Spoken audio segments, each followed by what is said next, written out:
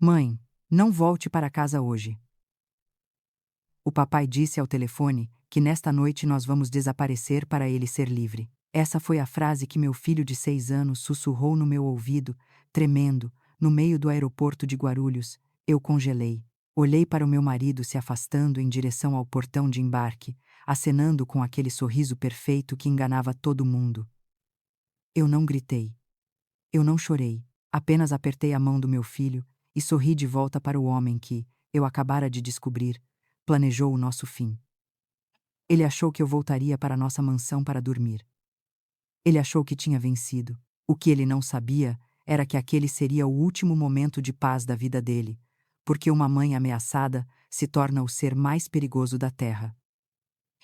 Meu nome é Helena. Se alguém olhasse para a minha família naquela noite de quinta-feira, no saguão movimentado do Aeroporto Internacional de Guarulhos, veria o retrato da felicidade. Eu estava ali, parada, cumprindo meu papel de esposa dedicada, me despedindo do André. André, o empresário de sucesso, o homem que todos admiravam, o marido que me deu uma vida de luxo em um condomínio fechado em Alphaville. Ele estava impecável, o terno cinza parecia ter sido moldado no corpo dele. O cabelo estava penteado para trás com aquele gel que ele adorava. Ele cheirava a madeira e dinheiro. Um perfume importado que eu mesma tinha escolhido e dado de presente no último Natal. Ele se inclinou para mim. Eu fechei os olhos, esperando o beijo de despedida. Tchau, querida. Volto em 3 dias. Cuide bem do nosso castelo. Ele encostou os lábios na minha testa. Foi rápido. Foi suave. Mas por algum motivo que eu não conseguia explicar na hora, senti um frio na espinha. Senti como se tivesse encostado em algo úmido e gelado, como a pele de um réptil. Abri os olhos e vi o sorriso dele.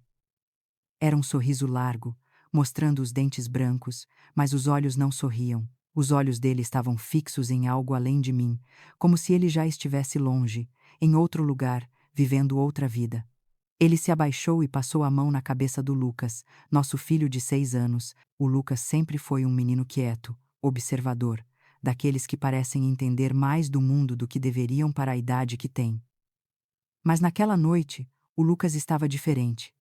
Ele não abraçou o pai de volta, ele estava rígido, com os braços colados ao corpo, olhando para o chão. Se comporta, campeão! O papai volta logo. André se virou, pegou a mala de couro e caminhou em direção à área de segurança. Ele não olhou para trás. Nem uma única vez. Eu fiquei ali, observando as costas dele sumirem no meio da multidão, sentindo um alívio estranho que eu não deveria sentir. Por que eu estava aliviada que meu marido estava viajando? Deveria sentir saudade, não é? Foi então que senti a dor física. O Lucas estava apertando a minha mão. Ele apertava com tanta força que eu podia sentir as unhas dele cravando na minha pele. Olhei para baixo. O rosto do meu filho estava pálido, quase verde. Os olhos dele, grandes e escuros, estavam arregalados, de um jeito que me deu medo. Ele estava suando frio, apesar do ar-condicionado gelado do aeroporto. Lucas, filho, o que foi? Você está passando mal? Ele olhou para os lados, como se estivesse com medo de que alguém estivesse nos vigiando.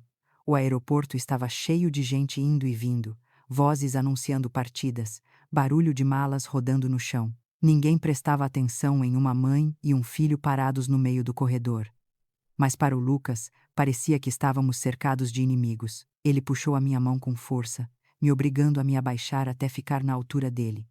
Ele colou a boca no meu ouvido. O hálito dele estava quente e a respiração vinha em soluços curtos. Mãe, a gente não pode voltar para casa. Por favor, acredita em mim. Eu tentei acalmá-lo. Achei que fosse manha, cansaço, talvez tristeza por ver o pai viajar. Calma, filho. O papai já foi, mas ele volta logo. Vamos para casa. A mamãe faz um chocolate quente e a gente. Não. O grito dele foi um sussurro rouco, cheio de pavor. Ele me interrompeu com uma urgência que me gelou o sangue. Você não entendeu, mãe. O papai não vai voltar se a gente estiver lá. Hoje de manhã, eu estava brincando de esconde-esconde atrás do sofá grande do escritório. O papai entrou. Ele trancou a porta. Ele ligou para alguém. Eu senti meu coração parar por um segundo e depois voltar a bater descompassado, batendo contra as minhas costelas como um pássaro preso. O que você ouviu, Lucas? Me conta exatamente o que você ouviu, ele disse. Ele disse que estava tudo pronto. Ele disse que hoje à noite, quando a gente estivesse dormindo, ia acontecer uma coisa muito ruim. Ele disse que precisava disso para ser livre. Ele disse que não aguentava mais fingir, mãe. Ele disse que amanhã ele ia ser um homem livre e rico. O mundo ao meu redor começou a girar. As vozes do aeroporto se transformaram em um zumbido distante. Eu olhei para o portão de embarque onde André tinha desaparecido. Livre. Rico. Acabar com o fingimento. De repente, as peças soltas dos últimos meses começaram a se encaixar na minha cabeça como um quebra-cabeça macabro. Lembrei das noites em que ele ficava trancado no escritório até de madrugada, sussurrando ao telefone. Lembrei de como ele estava nervoso na semana passada, me obrigando a assinar papéis que eu nem li direito, dizendo que era apenas burocracia para proteger nosso patrimônio. Ele tinha passado a casa, os carros, tudo para o nome dele ou de empresas que eu desconhecia. E houve aquela conversa sobre o seguro de vida. Um mês atrás, André chegou em casa com uma apólice de seguro de vida nova. Um valor absurdo. 2 milhões de reais. Ele disse que era porque me amava, porque queria garantir o futuro do Lucas se algo acontecesse comigo. Eu achei estranho, achei exagerado, mas assinei. Eu confiava nele. Eu confiava no homem com quem eu dividia a cama há 8 anos. Agora, ali no meio do aeroporto, com meu filho tremendo nos meus braços, a verdade me atingiu como um soco no estômago. Aquele seguro não era para me proteger. Aquele seguro era o preço da minha cabeça. Eu olhei para o Lucas. Ele não estava mentindo. Crianças não inventam esse tipo de terror. O medo nos olhos dele era real. Ele tinha ouvido o próprio pai planejar a nossa morte. O que eu faço? O que eu faço? O pânico queria tomar conta de mim. Minha vontade era correr atrás do André, gritar, chamar a polícia ali mesmo. Mas eu não tinha provas. Só tinha a palavra de uma criança de 6 anos. André era poderoso, carismático, rico. Ele diria que o Lucas teve um pesadelo, que eu estava histérica. Ele viraria o jogo contra mim. Respirei fundo. O ar frio do aeroporto encheu meus pulmões e me trouxe um pouco de clareza. Eu precisava ser esperta. Eu precisava ser fria. Mais fria do que ele. Peguei o Lucas no colo. Ele escondeu o rosto no meu pescoço e começou a chorar baixinho. Está tudo bem, meu amor. A mamãe acredita em você. Eu acredito em cada palavra. Nós não vamos para casa. Caminhei em direção ao estacionamento. Minhas pernas pareciam de chumbo, mas eu me forcei a andar com naturalidade. Eu sentia que estava sendo observada, embora soubesse que André já estava longe. A paranoia começou a se instalar. Chegamos ao meu carro. Um SUV branco, seguro, confortável. O carro que André me deu de presente. Agora, até o carro parecia uma armadilha. Será que ele mexeu nos freios? Será que tem alguém nos esperando dentro dele? Verifiquei o banco de trás, vazio. Coloquei o Lucas na cadeirinha e prendi o cinto. Minhas mãos tremiam tanto que demorei para conseguir encaixar a trava. Entrei no banco do motorista e tranquei as portas imediatamente. Olhei para o retrovisor. Apenas carros passando, pessoas com malas, a vida normal acontecendo lá fora, enquanto a minha desmoronava aqui dentro. Liguei o motor. Ele pegou na primeira. Graças a Deus, eu dirigia pelas ruas de São Paulo sem rumo certo. A noite estava caindo e as luzes da cidade começavam a acender. Normalmente, eu pegaria a rodovia direto para Alphaville, passaria pela portaria segura, entraria na minha garagem e me sentiria protegida. Mas hoje, a minha casa era o lugar mais perigoso do mundo. Se o que o Lucas disse fosse verdade, alguém iria até lá hoje à noite. Alguém contratado pelo André. Alguém que faria o serviço sujo enquanto ele estava em outra cidade, criando o álibi perfeito. Eu precisava ver. Eu precisava ter certeza. Não podia ir para um hotel. Eles poderiam me rastrear pelo cartão de crédito. Não podia ir para a casa de amigos. Eu colocaria eles em perigo. E André saberia onde procurar. Dirigi para longe do centro, mas não para longe de casa. Fiz uma volta grande, pegando caminhos que eu mal conhecia, garantindo que ninguém estava me seguindo. A cada farol que aparecia no retrovisor, Meu coração disparava. Mãe, para onde a gente vai? A voz do Lucas era um fiozinho de medo no banco de trás. Nós vamos brincar de espiões, filho. Vamos ficar em um lugar seguro e ver se alguém aparece na nossa casa. Confia na mamãe? Confio.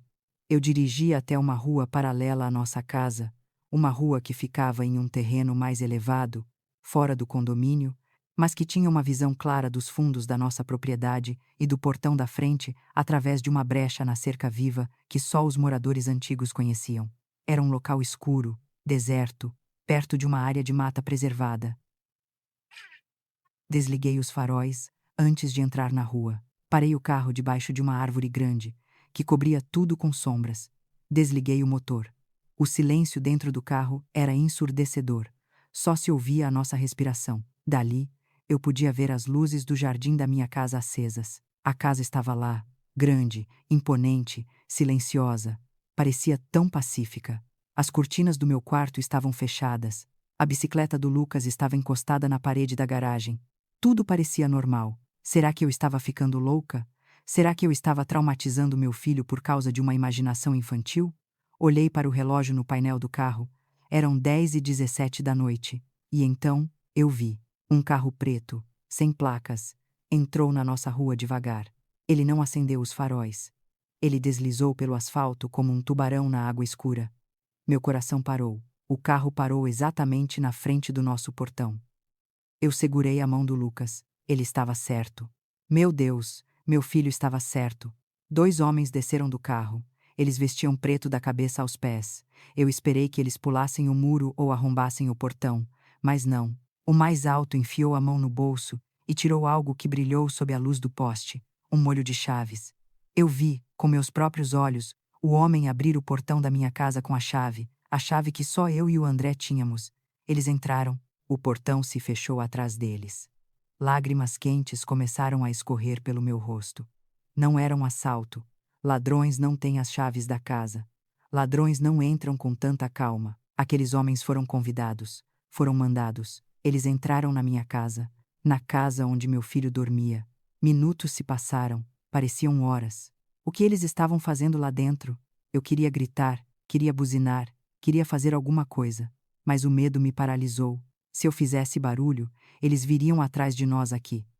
De repente, uma luz laranja brilhou na janela da sala. Era pequena no começo, como a chama de uma vela. Mas cresceu rápido. Muito rápido. Fogo. Eles estavam colocando fogo na minha casa. A chama subiu pelas cortinas. Lambeu o teto. A fumaça preta começou a sair pelas frestas das janelas. Em questão de segundos, o andar de baixo estava tomado por um brilho infernal. Meu celular vibrou no bolso. O barulho me fez pular. Peguei o aparelho com as mãos trêmulas. Era uma mensagem. André. Li a mensagem e senti o gosto amargo da bile na minha boca. Oi, meu amor. Acabei de chegar no hotel. O voo foi tranquilo. Já estou com saudades de você e do nosso pequeno. Espero que vocês estejam dormindo bem. Amo vocês. Beijos. Olhei para a tela do celular. Olhei para minha casa sendo devorada pelas chamas. Ele achava que estávamos lá dentro. Ele achava que estávamos queimando. E ele teve a frieza de mandar uma mensagem de boa noite para criar o álibi dele. Eu olhei para aquela mensagem e depois para o fogo que consumia tudo o que eu tinha. Naquele momento, a Helena que amava o André morreu queimada junto com aquela casa. A mulher que estava dentro do carro, segurando a mão do filho, não era mais uma esposa apaixonada. Era uma sobrevivente. E eu jurei, ali no escuro, enquanto as sirenes dos bombeiros começavam a uivar ao longe, que ele ia pagar. Ele não sabia, mas tinha acabado de cometer o maior erro da vida dele. Ele deixou a gente viva. O relógio digital no painel do carro marcava 22h17.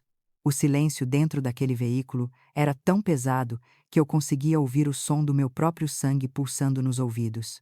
Eu e o Lucas estávamos encolhidos nos bancos da frente, os olhos fixos na fachada da nossa casa, a casa dos sonhos em Alphaville, a casa que eu decorei com tanto carinho, a casa onde eu achava que éramos uma família feliz. Comecei a duvidar de mim mesma. Será que eu estava ficando louca? O André nunca levantou a mão para mim.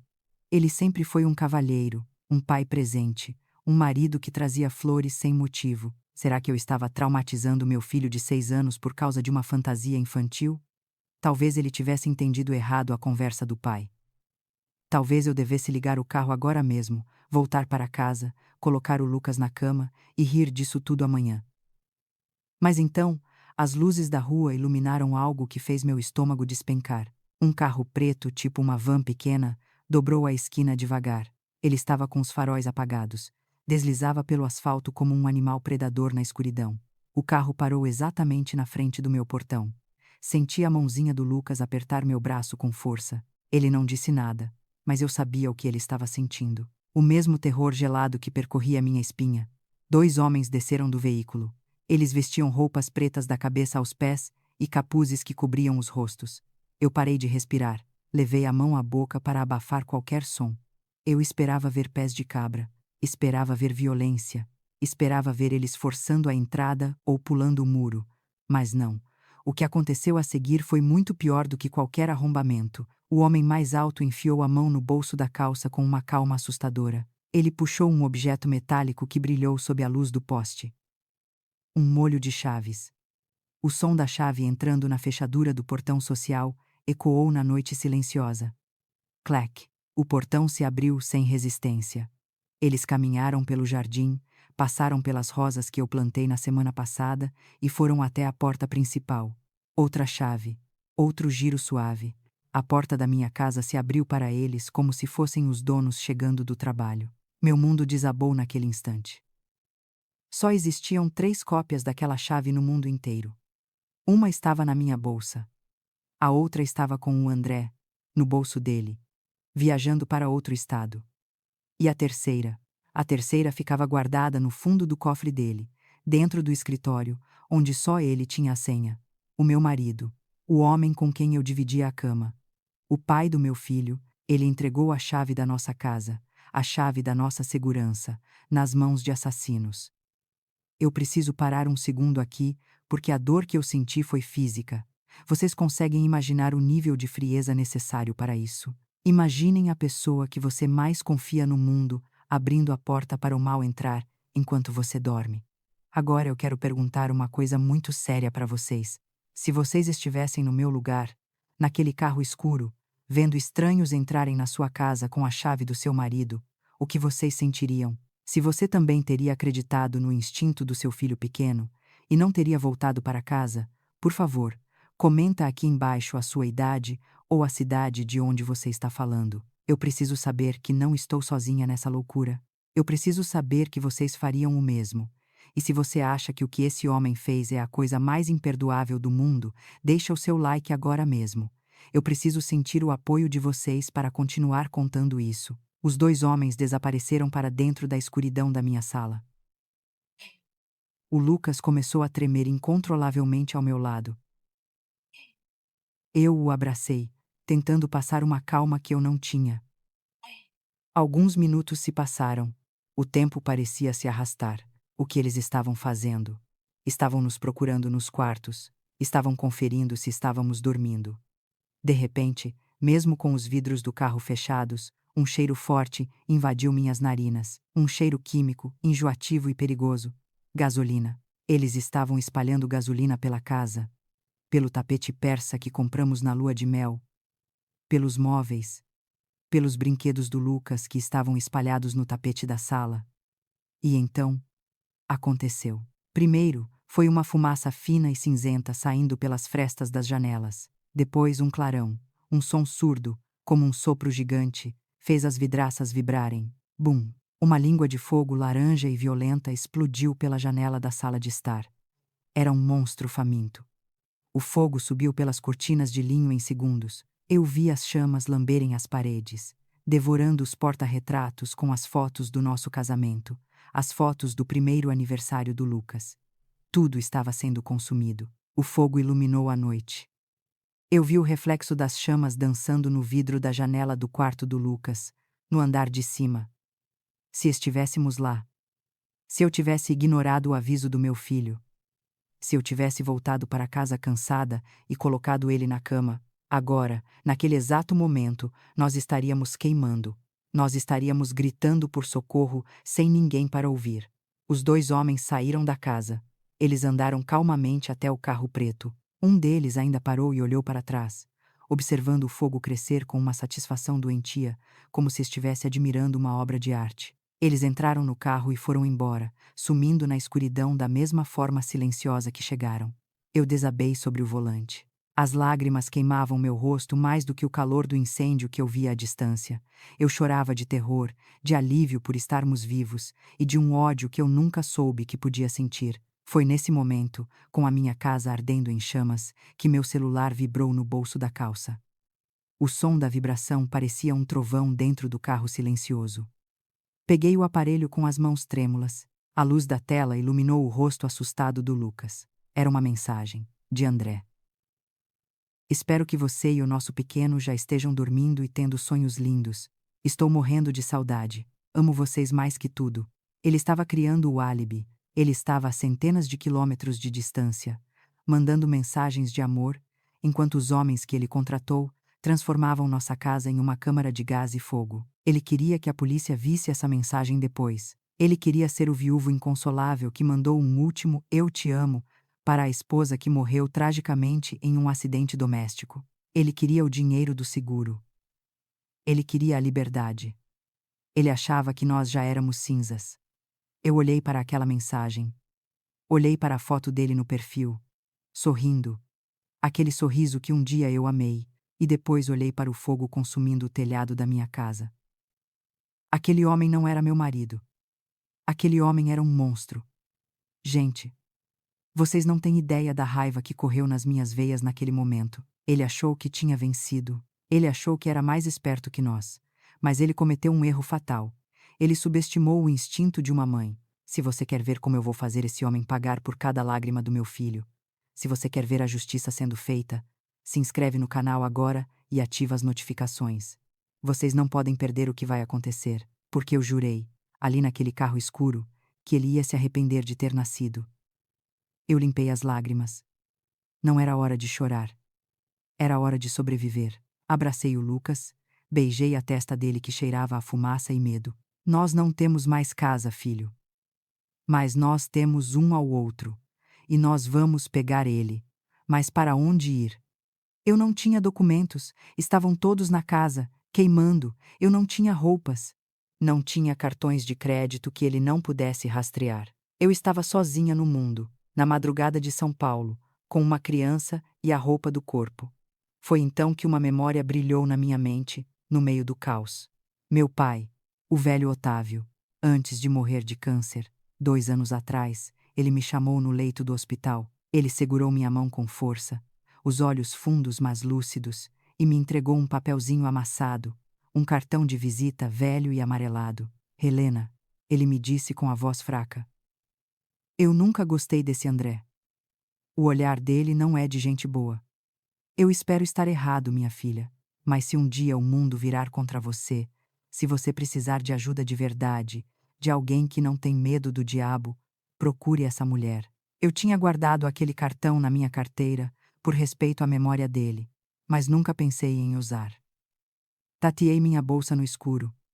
Meus dedos encontraram o papelzinho gasto no fundo de um bolso secreto. Puxei ele para a luz fraca do poste. Havia apenas um nome e um endereço no centro antigo da cidade. Dra Carmen, advogada. Eu não sabia quem ela era. Eu não sabia se ela ainda estava viva ou se morava lá. Mas era a única esperança que eu tinha. Liguei o carro, dei uma última olhada para a fogueira que um dia foi meu lar, e acelerei em direção à escuridão da cidade.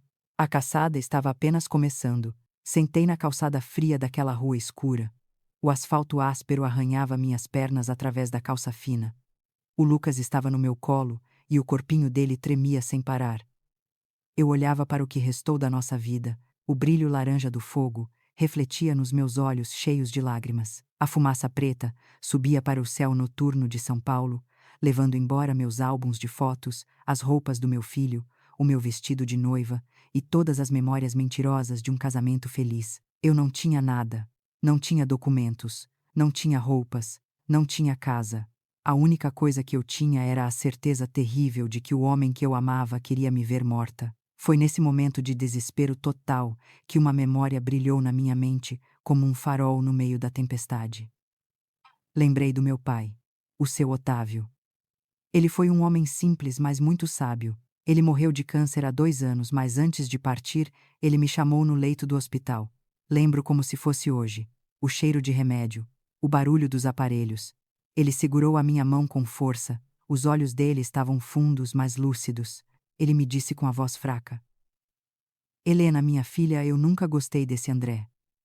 O olhar dele não é de gente boa. Ele esconde coisas. Eu espero estar errado, minha filha. Eu rezo para estar errado, mas se um dia o mundo virar contra você, se um dia você precisar de ajuda de verdade, de alguém que não tem medo do diabo, procure essa mulher. Ele me entregou um papelzinho amassado, um cartão de visita velho e amarelado que ele guardava na carteira há anos. Eu guardei aquele cartão por respeito, mas nunca pensei que fosse usar. Achei que era coisa de pai ciumento. Tateei minha bolsa no escuro do carro. Meus dedos tremiam, enquanto procuravam no fundo de um bolso secreto que eu quase nunca abria. Puxei o papel. Liguei a luz fraca do teto do carro para ler. Havia apenas um nome e um endereço. Dra Carmen, advogada, e um endereço no Centro Velho de São Paulo. Eu não sabia quem ela era. Eu não sabia se ela ainda estava viva. Eu não sabia se aquele endereço ainda existia. Mas era a única esperança que eu tinha. O André tinha contatos na polícia. Ele tinha amigos influentes em Alphaville. Eu não podia confiar em ninguém do nosso círculo social. Eu precisava de alguém de fora. Alguém do submundo. Liguei o carro. Dei uma última olhada para a fogueira que um dia foi meu lar. As sirenes dos bombeiros estavam chegando perto. Eu precisava sair dali antes que alguém me visse. Acelerei em direção à escuridão da cidade. A viagem de Alphaville até o Centro Velho parecia durar uma eternidade. Eu dirigia chorando. O Lucas dormiu de exaustão no banco do passageiro. Eu olhava para o retrovisor a todo momento, achando que estava sendo seguida. Saí dos condomínios de luxo com seus muros altos e segurança armada e entrei na selva de pedra do centro. As ruas estavam desertas e perigosas. Passei por prédios antigos e pichados. Vi moradores de rua dormindo nas calçadas. O endereço me levou a um prédio antigo perto da Praça da Sé. Era um lugar que cheirava a história e poeira. Não tinha porteiro de uniforme chique, tinha apenas um interfone velho e enferrujado. Eram quase 2 da manhã. Toquei o interfone com o coração na boca. Será que alguém atenderia? Será que ela ainda morava ali?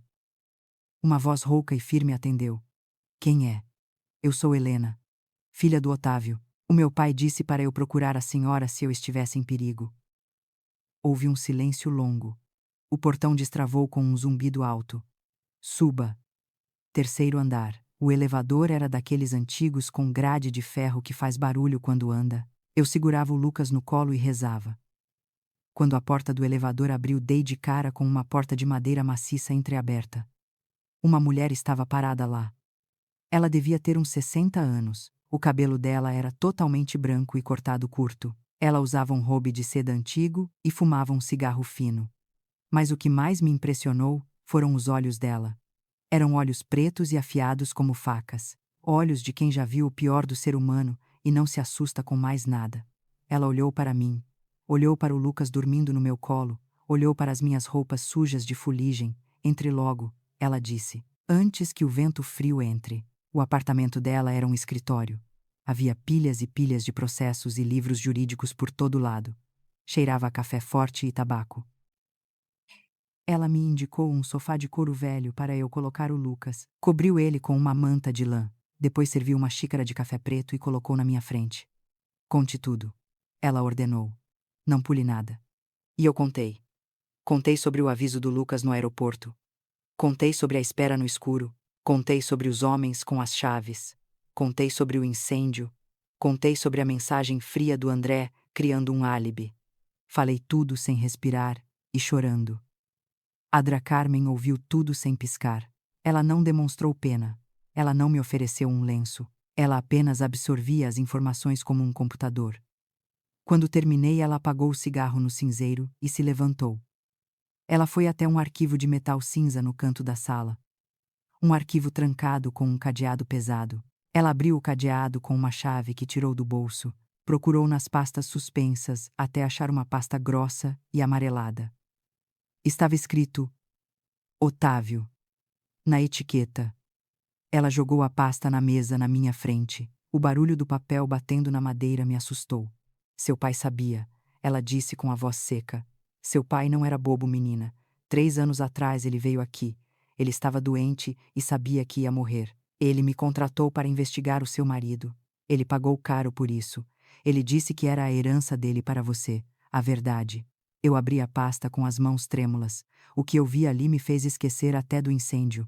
Havia fotos, havia extratos bancários, havia relatórios de detetives. O André, o meu André, o homem que eu achava que trabalhava com importação e exportação. Ele não era nada disso. Ele é um viciado, Helena. A Dra Carmen apontou para os papéis. Viciado em jogo, pôquer, cavalos, cassinos clandestinos. Ele perdeu tudo o que tinha anos atrás. Eu olhava para os números e não acreditava.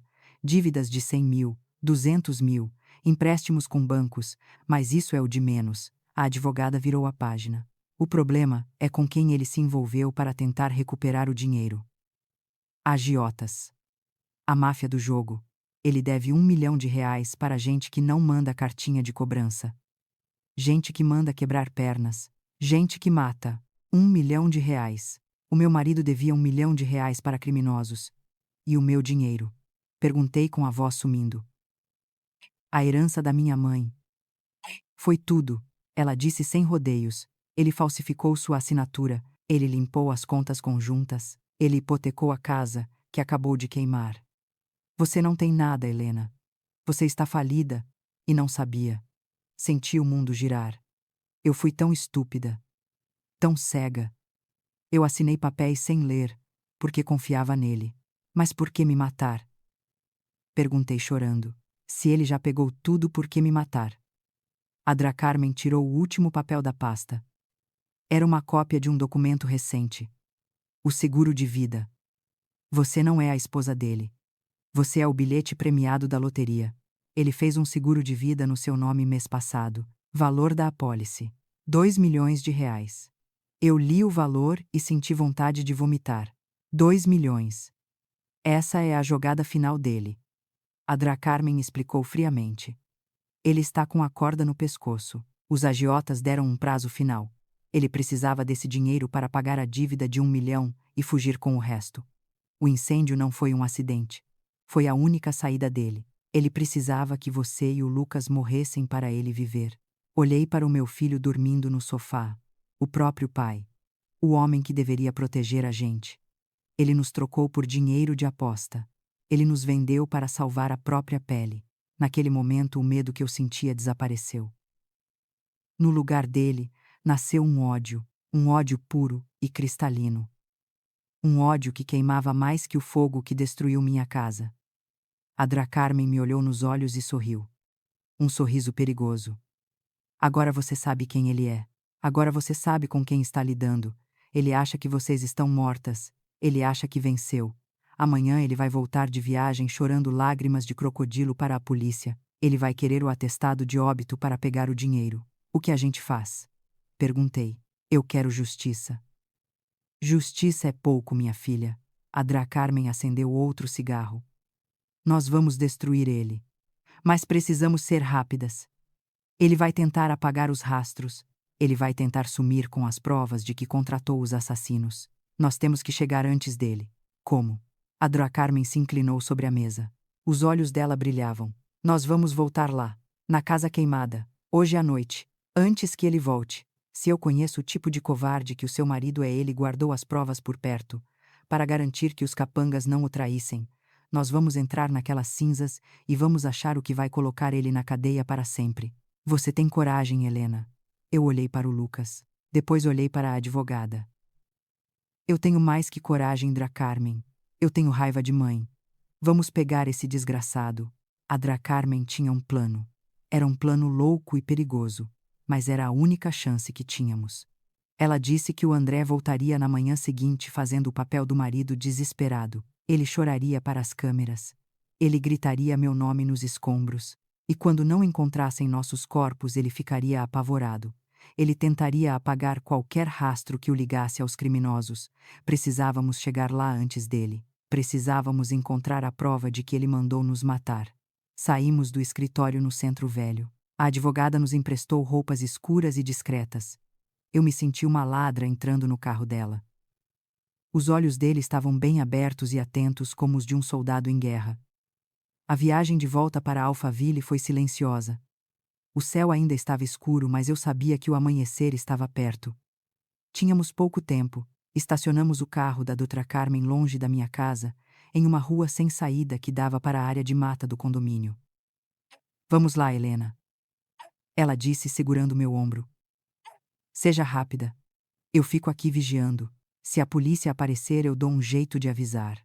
Eu e o Lucas descemos. Caminhamos pela trilha de terra que contornava os muros das mansões. O cheiro de fumaça ficou mais forte a cada passo. Não era cheiro de lareira ou de churrasco, era um cheiro químico e azedo. Cheiro de destruição. Chegamos aos fundos da minha casa. O muro estava chamuscado. Pulei primeiro e depois ajudei o Lucas a descer. Quando meus pés tocaram o gramado do meu jardim, senti uma vontade imensa de chorar. A casa estava irreconhecível. O que antes era um lar de 2 andares, com janelas amplas e cortinas de linho, agora era uma carcaça negra e fumegante. O telhado tinha cedido em várias partes. As paredes estavam manchadas de fuligem, havia poças de água suja por todo lado, resultado do trabalho dos bombeiros. Entramos pela porta da cozinha, que estava arrombada e pendurada por uma dobradiça. O chão estava coberto de uma lama preta e escorregadia. Vidros quebrados estalavam debaixo dos meus sapatos. Cuidado, filho, sussurrei. Não solta a minha mão. Andamos pela cozinha. A geladeira inox estava derretida. A mesa onde tomávamos café da manhã era carvão. Tudo o que construímos, tudo o que eu escolhi, com tanto carinho. Tudo cinzas. Subimos a escada. Os degraus rangiam e pareciam que iam ceder a qualquer momento. O corrimão estava quente. O calor ainda irradiava das paredes como se a casa estivesse com febre. O escritório do André ficava no final do corredor. Foi a parte menos atingida pelo fogo, pois a porta de madeira maciça ficou fechada e protegeu o interior. Empurrei a porta. Ela abriu com um gemido alto. Lá dentro, o cheiro era de papel queimado e segredos. A mesa de mogno estava intacta, mas coberta de fuligem. Fui direto para o quadro na parede. A pintura de uma paisagem europeia que o André adorava. Tirei o quadro e lá estava, o cofre. Minhas mãos tremiam tanto que errei a senha 2 vezes. Respirei fundo. Digitei a data do nosso casamento. A luzinha verde piscou. Girei a maçaneta. O cofre abriu. Mas o meu coração afundou. Estava vazio. Não havia dinheiro. Não havia joias. Não havia documentos. O André tinha limpado tudo antes de viajar. Ele tinha planejado cada detalhe. Ele não deixou nada para trás que pudesse incriminá-lo ou que pudesse ser salvo do fogo. Sentei na cadeira dele derrotada. Acabou, pensei. Não temos nada. Ele venceu. Foi então que senti um puxão na minha blusa. Mãe, o Lucas sussurrou. O que foi, filho? O papai não guarda as coisas importantes no cofre. Olhei para ele sem entender. Como assim, filho? Ele guarda as coisas do trabalho secreto no chão.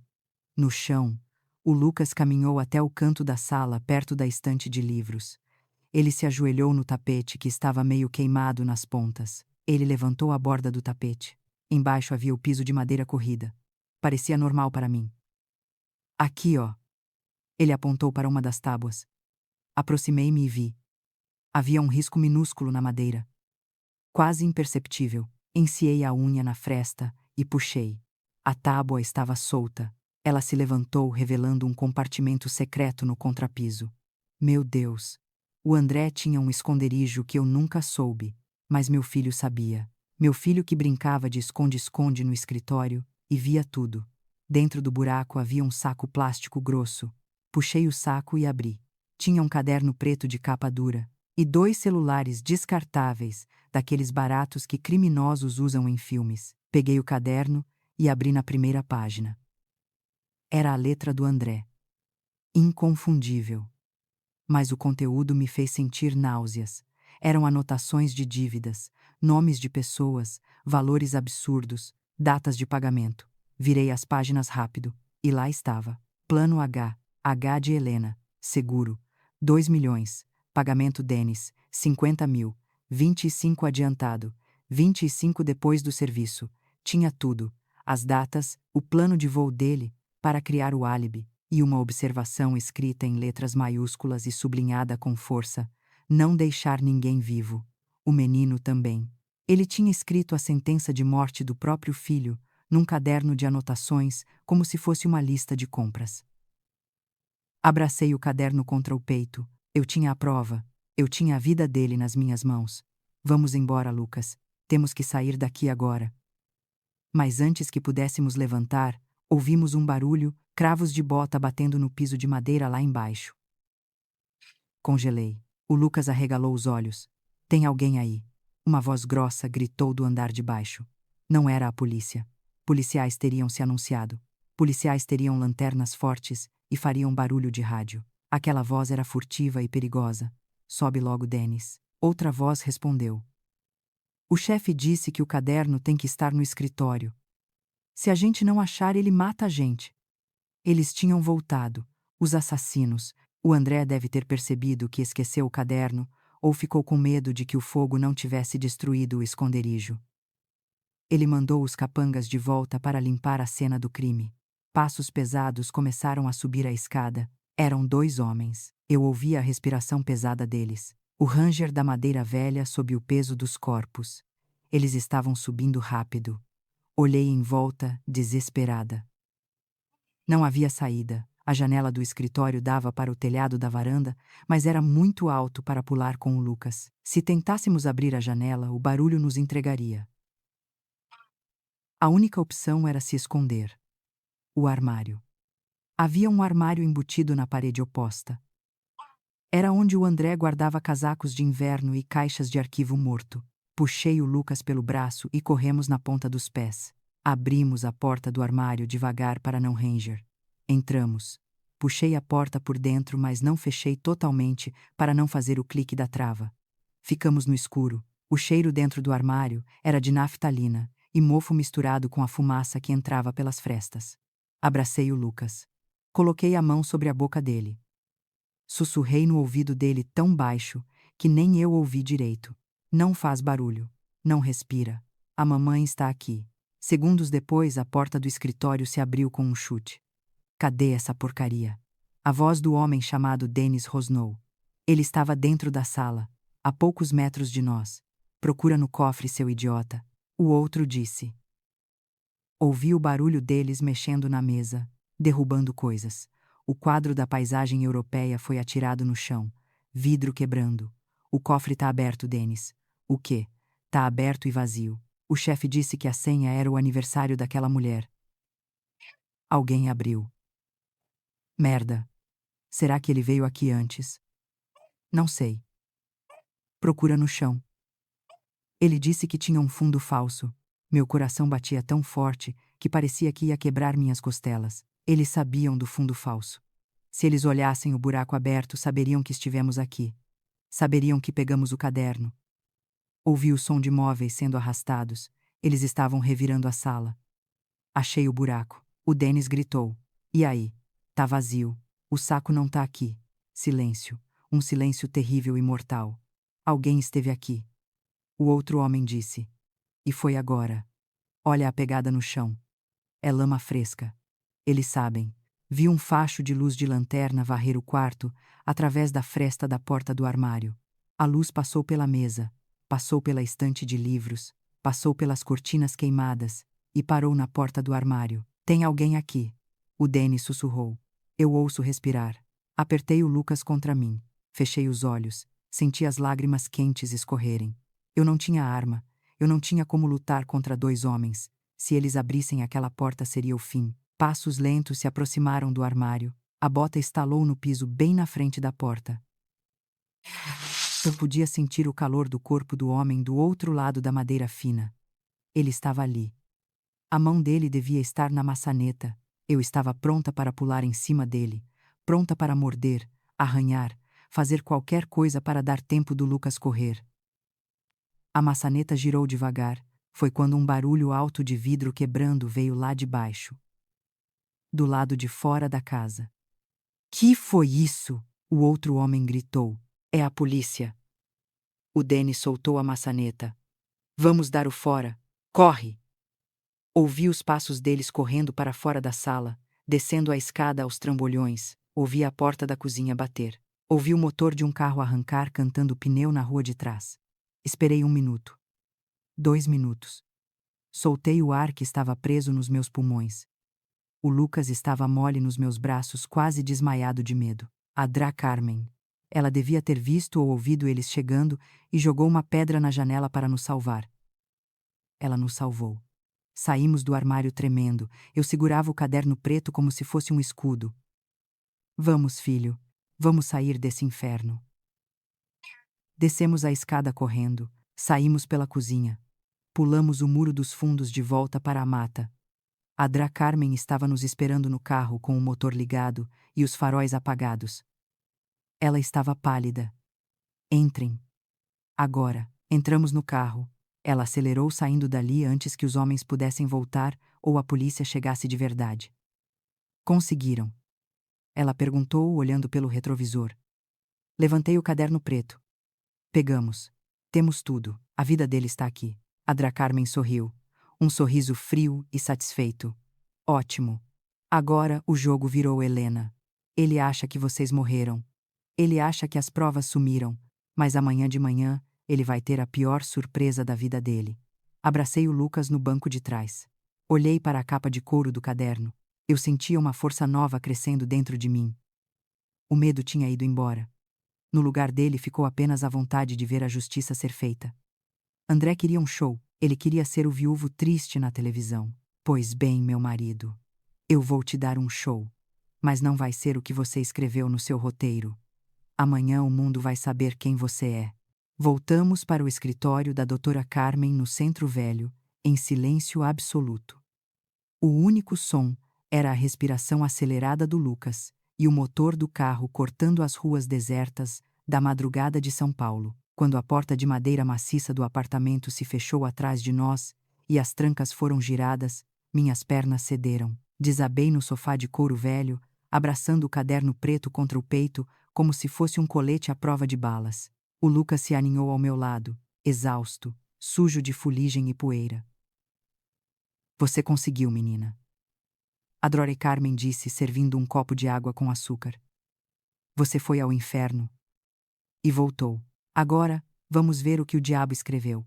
Coloquei o caderno e os 2 celulares descartáveis sobre a mesa. A Dra Carmen acendeu a luz de leitura. Abrimos o caderno. O que eu vi ali tirou o resto da inocência que eu ainda tinha. Não eram apenas anotações de dívidas, era um diário da nossa morte. Havia um cronograma detalhado. Dia 20. Comprar passagens para o Rio. Álibi. Dia 21. Jantar de despedida. Beijar Helena na testa, importante para as câmeras. Dia 22. 22-0. Execução. Contato. Denis. E logo abaixo, circulado em caneta vermelha, estava o preço das nossas vidas. 50 mil reais. 25 adiantado. 25 na conclusão. 50 mil reais. Esse era o valor que o André colocou na minha cabeça e na cabeça do próprio filho. Ele ia pagar 50 mil para nos queimar vivos e receber 2 milhões do seguro para pagar as dívidas de jogo. O lucro dele seria a nossa cinza. Liguei um dos celulares descartáveis. A bateria estava fraca, mas funcionava. Abri as mensagens. A última mensagem enviada para um número salvo apenas como D dizia: não pode haver erros. Certifique-se de que não sobre nada. Nem ela, nem o menino. Quero voltar para um terreno limpo. Nem o menino. Senti um gosto metálico na boca. Olhei para o Lucas, que cochilava inquieto. O próprio pai. O homem que ensinou ele a andar de bicicleta. O homem que ele chamava de herói. Dra Carmen. Eu disse. Minha voz saindo fria e desconhecida até para mim mesma. Eu não quero apenas que ele seja preso. Eu quero que ele sofra. Eu quero que ele sinta o medo que nós sentimos. A advogada me olhou com respeito. E ele vai sentir, Helena. O sol está nascendo. O show vai começar. Às 7 da manhã, ligamos a televisão. O noticiário local mostrava imagens aéreas da minha casa em Alphaville. Era uma ruína negra. O telhado tinha desabado. A fumaça ainda subia. O repórter falava com gravidade. Incêndio misterioso destrói mansão em condomínio de luxo. Vizinhos relataram explosões. A polícia ainda não localizou os moradores, mas teme-se o pior. E então, apareceu ele. André estava lá, na frente da fita de isolamento da polícia. Ele usava a mesma roupa da viagem, a gravata frouxa, o cabelo bagunçado. Ele estava atuando perfeitamente. Ele chorava. Ele gritava meu nome. Ele agarrava o braço de um bombeiro, implorando por notícias. Minha esposa, meu filho, pelo amor de Deus, me digam que eles saíram. Eu assistia àquela cena patética na TV pequena do escritório e sentia nojo. Ele era um ator brilhante. Se eu não soubesse a verdade, eu teria pena dele. Mas então, algo mudou. Vimos um oficial dos bombeiros se aproximar dele. O oficial balançou a cabeça e falou algo. A câmera estava longe, não captou o áudio, mas captou a expressão do André. Ele parou de chorar instantaneamente. O rosto dele ficou branco. Os olhos se arregalaram, não de tristeza, mas de pânico genuíno. Eles não acharam os corpos, Droara. Carmen sussurrou, soltando a fumaça do cigarro. Não tem ossos, não tem restos mortais. Ele sabe que algo deu errado. O celular do André tocou na TV. Ele atendeu rápido. Era um dos capangas. Eu sabia que era. Ele desligou o telefone e olhou para os lados, paranoico. Ele começou a digitar freneticamente no celular. Meu celular, o verdadeiro, vibrou no meu bolso. Helena? Amor? Onde você está? A polícia disse que a casa está vazia, me responde. Pelo amor de Deus. Ele estava apavorado. Se não havia corpos, onde nós estávamos? Se nós estávamos vivos, o que nós sabíamos? E pior, ele deve ter recebido a notícia de que o cofre estava vazio e o esconderijo no chão tinha sido violado. Ele sabia que alguém tinha as provas. Não responda ainda, disse a Droy Carmen. Deixe ele cozinhar no próprio medo um pouco mais. Vamos chamar reforços. Ela pegou o telefone fixo e discou um número. Delegado Siqueira. Sou eu, Carmen. Tenho um presente para você. Um peixe grande. Homicídio qualificado tentado, fraude, incêndio criminoso. Sim. Tenho as provas, tenho a vítima, e tenho o plano para pegar o desgraçado em flagrante. Venha para o escritório. 1 hora depois, o escritório estava cheio. O delegado Siqueira, um homem alto, negro, com uma expressão séria e cansada, ouvia tudo em silêncio. Ele leu o caderno, ele viu as mensagens, ele olhou para o Lucas. Dona Helena, ele disse com voz grave, nós vamos pegar esse homem, mas precisamos que ele confesse ou que faça um movimento em falso. Ele tem advogados caros. Se prendermos ele agora apenas com essas provas, ele pode alegar que o caderno foi plantado, que o celular não era dele. Precisamos que ele se incrimine. Eu sei o que fazer, eu disse. Peguei meu celular. Minhas mãos não tremiam mais. Tirei uma foto. Não do meu rosto, mas da capa do caderno preto de couro. Aquele caderno que ele escondia debaixo do chão. Aquele caderno que continha a alma podre dele. Enviei a foto para o André pelo WhatsApp. Segundos depois, o telefone tocou. Ele estava ligando. Recusei a chamada. Mandei a mensagem que a Dror Carmen tinha rascunhado num papel. Eu sei de tudo, André. Eu tenho o caderno. Eu tenho as mensagens. Eu sei quanto valia a minha vida e a do Lucas. Ele digitou de volta instantaneamente. Helena, não é o que você está pensando. Vamos conversar. Pelo amor de Deus, não vá à polícia. Eles não vão entender. Eu posso explicar. Onde você está? Olhei para o delegado Siqueira. Ele assentiu. Era a hora da armadilha. Digitei a resposta final. Encontre-me na Praça da República, no centro, às 10 da manhã. Venha sozinho. Se eu vir qualquer outra pessoa, se eu vir a polícia, eu mando cópia de tudo para a seguradora e para a imprensa. Eu quero olhar no seu olho e ouvir essa explicação. Por que a Praça da República? Porque era um lugar aberto, cheio de gente, perto do escritório da doutora Seren, e fácil para a polícia se infiltrar. André respondeu, estarei lá, por favor me escuta, eu amo vocês. Mentiroso. Até o fim mentiroso. O delegado Siqueira começou a dar ordens no rádio. Equipe à paisana. Disfarces de vendedores ambulantes. Gares. Pedestres. Quero o perímetro cercado. Ninguém aborda até eu dar o sinal. A vítima vai estar usando uma escuta. A Droren Carmen me levou para o quarto dos fundos. Você precisa se arrumar, Helena. Não vá como uma vítima. Vá como a mulher que sobreviveu ao fogo. Tomei um banho rápido para tirar o cheiro de fumaça da pele e do cabelo. Vesti uma roupa que a doutora Carmen me arranjou, uma calça jeans e uma jaqueta de couro preta. Soltei o cabelo. Passei um batom vermelho, olhei no espelho. A mulher que me encarava de volta não era a esposa submissa de Alphaville. O olhar dela era duro. Havia sombras embaixo dos olhos, mas havia fogo dentro deles. Lucas ficou no escritório com a secretária da doutora, Carmen, e um policial armado na porta. Eu me ajoelhei na frente dele. A mamãe vai ali resolver um assunto com o papai. Eu volto logo. Você é o menino mais corajoso do mundo, sabia? Ele me abraçou forte. Cuidado, mãe. Ele é mau. Eu sei, filho. Mas a mamãe é pior. Saí do prédio antigo e caminhei em direção à Praça da República. O sol da manhã estava forte, mas eu sentia frio. O delegado Siqueira colocou um microfone minúsculo na gola da minha jaqueta e um ponto eletrônico no meu ouvido. Estamos ouvindo tudo, Helena. Estamos a 2 passos de você. Não tenha medo. Caminhei até o centro da praça, perto do coreto. Havia pombos voando, pessoas apressadas indo para o trabalho, vendedores de artesanato estendendo seus panos no chão. A vida seguia normal. Ninguém sabia que ali, naquele palco urbano, uma tragédia familiar estava prestes a ter seu ato final. Olhei para o relógio. 9h58. Meu coração batia na garganta. Cada rosto na multidão parecia uma ameaça. Será que ele viria armado? Será que mandaria os capangas? Então eu o vi. André saiu de um táxi na esquina da Avenida Ipiranga. Ele estava irreconhecível. O terno impecável de ontem estava amassado e sujo. A barba estava por fazer. Os olhos dele varriam a praça com um desespero maníaco. Ele me viu. Ele parou por um segundo. Eu vi o alívio no rosto dele, seguido imediatamente por uma raiva contida. Ele começou a andar na minha direção, passos largos e agressivos. Eu não recuei. Fiquei parada, firme como uma estátua, segurando minha bolsa onde estava o caderno ou uma cópia dele. O original estava com a polícia. Ele chegou perto.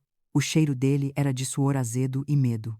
Ele tentou me abraçar, tentou fazer a cena do marido aliviado. Helena, graças a Deus. Eu dei um passo para trás e levantei a mão. Não me toca. A voz dele mudou. Ficou baixa e sibilante. Cadê o caderno, Helena? Me dá o caderno agora e a gente vai para casa. Não temos mais casa, André. Você queimou ela. Lembra? Ele olhou em volta, nervoso. Fala baixo. Você não entende. Eu fiz isso por nós. Eu estava devendo dinheiro. Eles iam matar a gente de qualquer jeito. Era a única saída. Matar a gente, ou matar eu e o Lucas para você ficar rico. Eu vi a máscara dele cair. O rosto dele se contorceu em uma careta de ódio. Ele não era mais o meu marido. Ele era o monstro que o Lucas tinha ouvido no telefone. Ele deu um passo na minha direção, invadindo meu espaço pessoal. Sua idiota. Você estragou tudo. Você sempre estraga tudo. Me dá esse caderno, ou eu juro por Deus que termino o serviço aqui mesmo. Era isso que o delegado precisava. A ameaça, a confissão. Eu sorri. Um sorriso triste, de quem se despede de uma vida inteira de ilusões. Acabou, André. Olha em volta. Ele olhou e viu. O pipoqueiro largou o carrinho e sacou uma arma. O homem que lia jornal no banco levantou com um distintivo. A mulher que passeava com o cachorro soltou a guia e apontou uma pistola. Policiais surgiram de todos os lados, fechando o cerco. André estava cercado, mas eu cometi um erro. Eu subestimei o quão desesperado ele estava. Eu achei que ele se renderia, mas ele não se rendeu. Os olhos dele ficaram vidrados. Ele enfiou a mão dentro do paletó. Não para pegar uma carteira. Não para se render. Ele puxou uma faca. Uma faca de cozinha longa e brilhante. E antes que qualquer policial pudesse reagir, antes que eu pudesse correr, ele avançou. Ele me agarrou pelo pescoço com um braço e com a outra mão encostou a lâmina gelada na minha garganta. Ele gritou, a voz falhando, cuspindo perdigotos no meu rosto. Ninguém se mexe, ou eu corto a garganta dela agora. O mundo parou. O barulho da praça silenciou. Eu sentia o metal frio contra a minha pele e o coração do meu marido batendo descontrolado nas minhas costas. Eu estava nos braços do homem que jurei amar, e ele estava prestes a me matar na frente de uma multidão. O mundo parou. O barulho do trânsito, as buzinas, os gritos das pessoas na praça, tudo se transformou em um zumbido distante e abafado. A única coisa real naquele momento era o metal gelado da faca pressionado contra a pele fina do meu pescoço e a respiração ofegante e quente do André batendo na minha orelha. Um cheiro azedo, forte, misturado com o suor frio que escorria pelo braço dele, que me segurava como um escudo humano. Afastem-se! Ele gritou. A voz dele falhou, aguda e histérica. Se alguém der mais um passo, eu juro que corto a garganta dela. Eu não tenho nada a perder. O delegado Siqueira parou a uns 5 metros de nós. Ele ergueu as mãos abertas, mostrando as palmas, num gesto universal de calma. Os outros policiais formaram um semicírculo, armas em punho, mas apontadas para baixo. Eu via o reflexo do sol nos distintivos. Eu via o terror nos olhos das pessoas que passavam e paravam para filmar com seus celulares. Eu ia morrer ao vivo. Ia virar manchete do Jornal do Meio-Dia. André, escuta. O delegado falou com uma voz grossa e controlada. Ninguém precisa se machucar hoje. Solta a faca. Vamos conversar. Você tem advogados. Isso pode ser resolvido. Resolvido. André soltou uma risada que parecia um latido louco. O corpo dele sacudiu nas minhas costas e a lâmina arranhou meu pescoço. Senti uma picada ardida. Um fiozinho quente de sangue escorreu pela minha clavícula. Eu tentei engolir, mas a faca estava apertada demais contra a minha garganta. Minhas pernas estavam bambas, mas o braço dele em volta do meu peito me mantinha de pé. Eu estava presa no abraço da morte. Por que, André? Eu perguntei. Minha voz saiu rouca, forçada, mas eu precisava saber. O microfone escondido na minha jaqueta captaria cada palavra. Eu queria que o júri ouvisse. Eu queria que o mundo ouvisse. Por que você nos odeia tanto? Ele apertou mais o braço. Ódio. Você acha que é ódio? Ele cuspiu as palavras.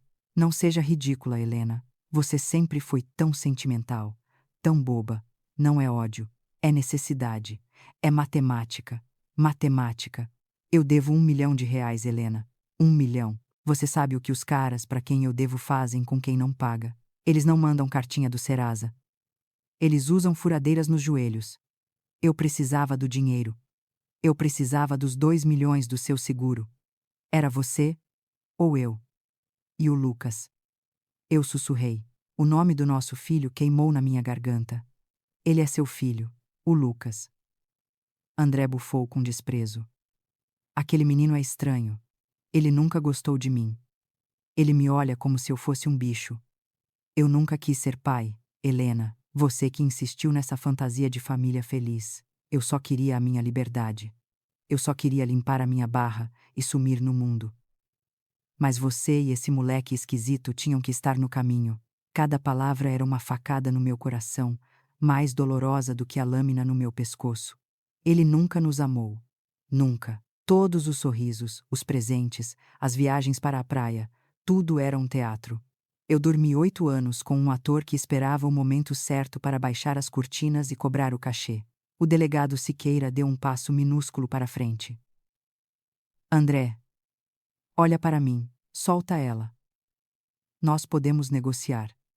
Não tem negociação, André gritou, girando o corpo e me arrastando junto, fazendo eu ficar de frente para o delegado e depois virando para os lados, como um animal encurralado, procurando uma saída. Eu quero um carro, eu quero passagem livre até o aeroporto. Se eu vir um movimento brusco, eu mato ela. Eu juro, eu já estou morto mesmo. Levar ela comigo é lucro. Eu fechei os olhos por um segundo. Pensei no Lucas. Ele estava no escritório da doutora, Carmen. Vendo tudo isso por uma tela, ele estava vendo o pai com uma faca no pescoço da mãe. Eu não podia deixar essa ser a última imagem que ele teria de mim. Uma vítima indefesa. Um cordeiro sendo sacrificado. Abri os olhos, o medo que me paralisava começou a se transformar em outra coisa. Uma frieza absoluta. Uma clareza cristalina. André estava tremendo. A mão dele na faca não estava firme. Ele estava suando tanto que a mão no meu peito escorregava. Ele não era um assassino profissional. Ele era um covarde desesperado. Um jogador viciado que perdeu a última aposta. Eu respirei fundo, enchendo o peito de ar contra o braço dele. André, eu disse. Alto e claro. Cala a boca. Ele rosnou. Não, eu não vou calar. Você disse que era matemática, não é? Então faz as contas. O que você está falando, sua louca? Olha em volta. Tem 20 policiais aqui. Tem atiradores nos telhados. Você acha mesmo que vai sair daqui andando? Você acha que vai pegar um avião e beber drink na praia? Acabou, André. Cala a boca ou eu te furo. Vai em frente. Eu desafiei. Minha voz não tremeu. Mata a sua esposa na frente de 100 pessoas. Me mata, mas tenha a coragem de olhar no meu olho quando fizer isso. Eu senti o corpo dele ficar rígido. Você é um covarde, André. Eu continuei, falando cada sílaba com veneno. Você contratou homens para colocar fogo na nossa casa porque não teve coragem de fazer você mesmo. Você esperou viajar para outro estado para ter um álibi porque tem medo de ser pego. E agora, você está tremendo. Você não consegue nem segurar essa faca direito. Sua vagabunda. Ele gritou, mas a voz dele vacilou.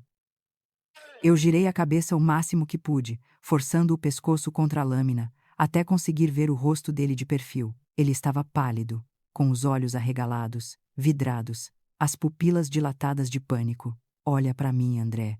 Olha para a mulher que você jurou proteger. Olha para a mãe do filho que você mandou queimar. Você não é um homem, você é um rato. A provocação funcionou, a raiva dele explodiu, cegando a prudência. Ele tirou a faca do meu pescoço por uma fração de segundo para levantar a mão, talvez para me bater, talvez para pegar impulso e me esfaquear de vez. Ele queria me calar. Foi o erro dele. No momento em que a lâmina se afastou da minha pele, um som seco cortou o ar. Pá! Não foi um estrondo de filme, foi um estalo rápido e abafado. Senti um tranco no corpo do André. Ele gritou, um grito de dor e surpresa. A faca voou da mão dele, girando no ar e caindo no chão de pedra da praça com um tinido metálico. O ombro direito dele explodiu em vermelho. O atirador de elite da polícia, posicionado em algum prédio vizinho, não tinha errado. André me soltou. Ele cambaleou para trás, segurando o ombro sangrando, olhando para a própria mão com incredulidade. Ele caiu de joelhos. Depois caiu de cara no chão, gritando de dor. No mesmo segundo, a praça virou um caos organizado. Vai! Vai! Vai! Os policiais gritaram, correndo em nossa direção. Alguém me puxou com força para longe dele. Braços fortes me envolveram. Era o delegado Siqueira. Ele me arrastou para trás de uma viatura, me protegendo com o corpo. Está tudo bem. Acabou, ele disse. Eu olhei por cima do ombro dele. 3 policiais estavam em cima do André, prendendo os braços dele nas costas, algemando os pulsos. Eles o levantaram sem delicadeza. O rosto do André estava sujo de poeira e sangue. Ele chorava. Ele soluçava alto, como uma criança mimada que se machucou. Aquele homem elegante, arrogante, que se achava o dono do mundo, agora era um trapo humano sendo arrastado para dentro de uma viatura policial. Ele olhou para mim antes de ser empurrado para o banco de trás. Nossos olhares se cruzaram uma última vez. Não havia arrependimento nos olhos dele. Havia apenas ódio e a incompreensão de quem não entende como perdeu o jogo que achava que controlava. Eu levei a mão ao pescoço.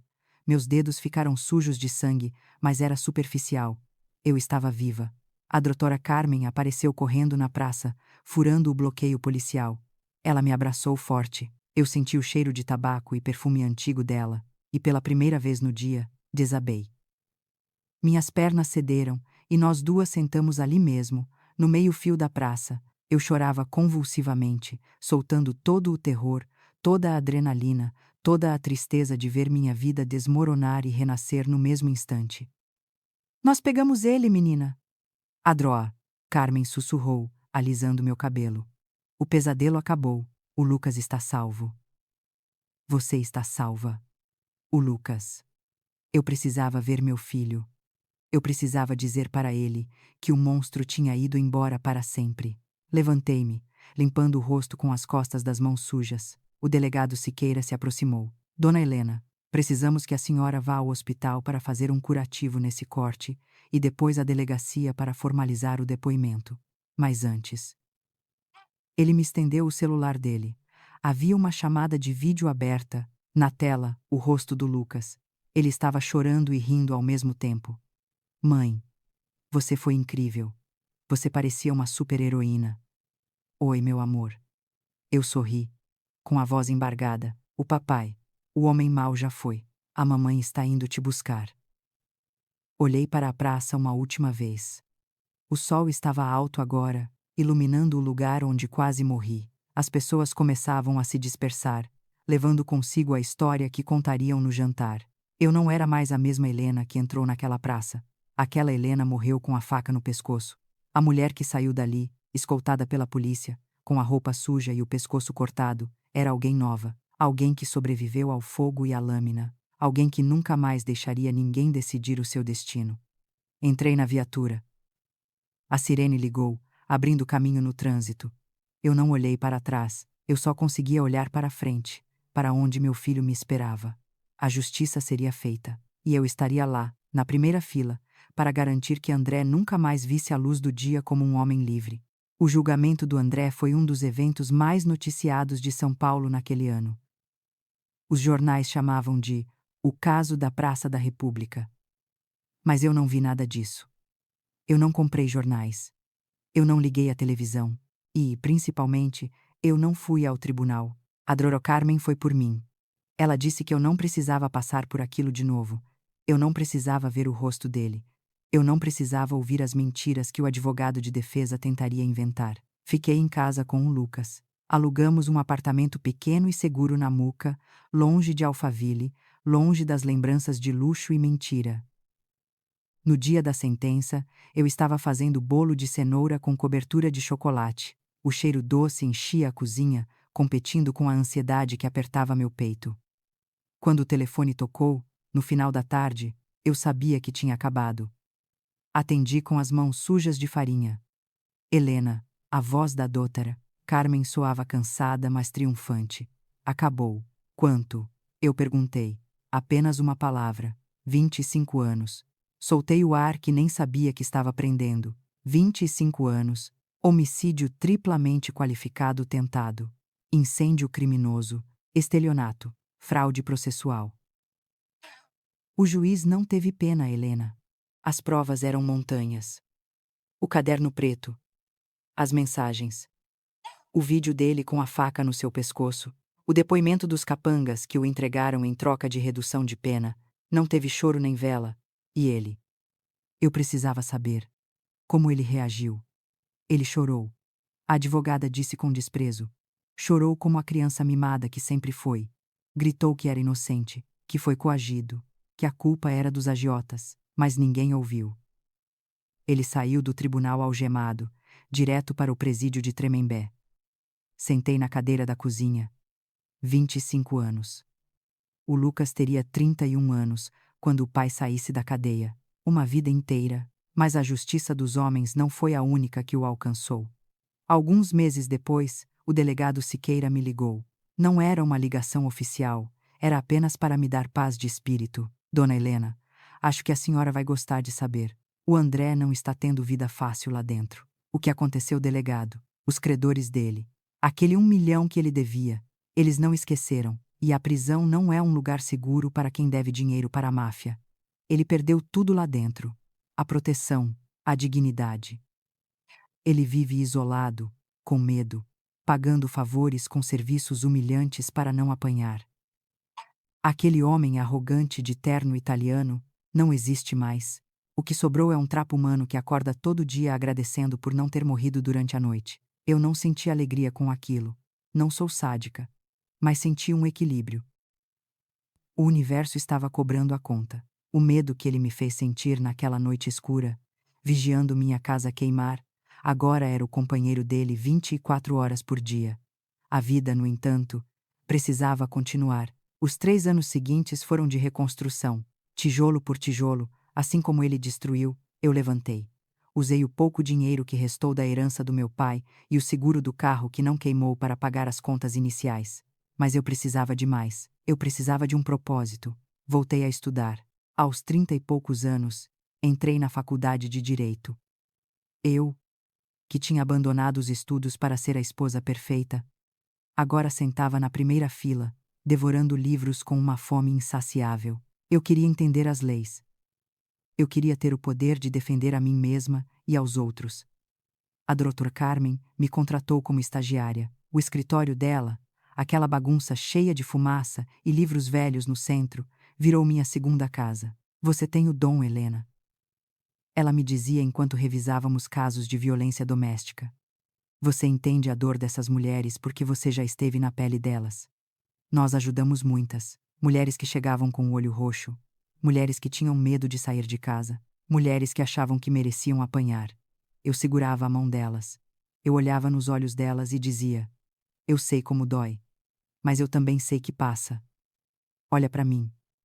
Eu sobrevivi. Você também vai. E o Lucas? O meu pequeno herói teve que lutar suas próprias batalhas. No começo foi difícil. Ele tinha pesadelos. Ele acordava gritando que o quarto estava pegando fogo. Ele fazia xixi na cama. Ele tinha medo de homens altos que usavam terno. A terapia ajudou. O amor ajudou. A rotina ajudou. Mas a ferida da traição paterna é profunda. Como explicar para uma criança que o pai, o homem que deveria ser o herói, era o vilão da história? Uma noite, chovia muito em São Paulo. O barulho da chuva no telhado lembrou aquela noite fatídica. Eu fui até o quarto do Lucas para ver se ele estava bem. Ele estava acordado, sentado na cama, abraçado com um urso de pelúcia velho. Ele já tinha 9 anos, mas naquela noite parecia ter 5 de novo. Mãe. Ele chamou no escuro. Oi, filho. Sentei ao lado dele e afaguei o cabelo que estava ficando igualzinho ao do pai, infelizmente. Eu estava pensando, eu sinto falta dele às vezes. Meu coração apertou. Eu sabia que isso viria. Do pai. É. Não do pai do fogo. Não do pai da faca. Mas do pai que me ensinou a chutar bola. Do pai que me levava para tomar sorvete. Eu sinto falta daquele pai. Ele me olhou com os olhos cheios de culpa. Isso é errado, mãe. Eu sou ruim por sentir saudade dele. Ele tentou matar a gente. Eu devia odiar ele o tempo todo.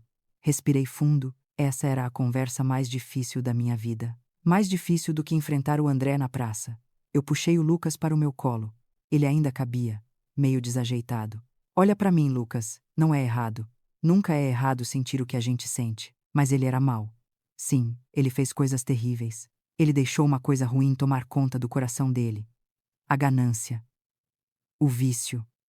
Mas antes disso, ou em alguns momentos, ele foi o seu pai. E você amou ele. E ele, do jeito torto dele, talvez tenha amado a gente em algum momento antes de se perder. Eu sequei uma lágrima que escorria no rosto do meu filho. Você pode sentir saudade da parte boa, filho. Você pode guardar a lembrança do sorvete e do futebol. Essas memórias são suas. Ninguém pode tirar. Você pode amar o pai que você achava que tinha, e ao mesmo tempo ter muita raiva e medo do monstro que ele virou. O coração da gente é grande. Cabe tudo isso. Ele encostou a cabeça no meu ombro. Eu tenho medo de ficar igual a ele, mãe. Eu tenho o sangue dele. Eu segurei o rosto do Lucas com as 2 mãos e o fiz olhar para mim. Nunca.